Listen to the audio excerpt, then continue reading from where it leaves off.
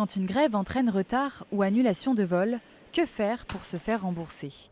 Il existe un règlement européen qui encadre le droit des passagers depuis 2004 et prévoit des remboursements dans certains cas. À partir du moment où vous avez effectivement une annulation de la part de la compagnie, un retard de plus de 3 heures à l'arrivée ou qu'on vous refuse l'embarquement parce qu'il n'y a pas assez de personnel par exemple pour encadrer les passagers à bord, vous pouvez prétendre à une indemnité qui va varier entre 250 et 600 euros par passager.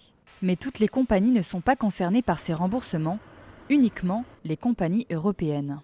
Pour Transavia, effectivement, on parle bien d'une compagnie européenne au départ ou à l'arrivée en Europe, donc elle est totalement éligible à une indemnité. Par contre, il y a effectivement des compagnies ou des trajets qui peuvent ne pas être considérés par le règlement.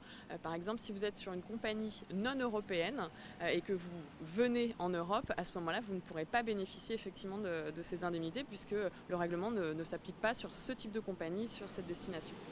Depuis l'an dernier, les annulations de vols dans les aéroports français ont doublé, un phénomène notamment lié aux mouvements sociaux chez Air France ou Ryanair.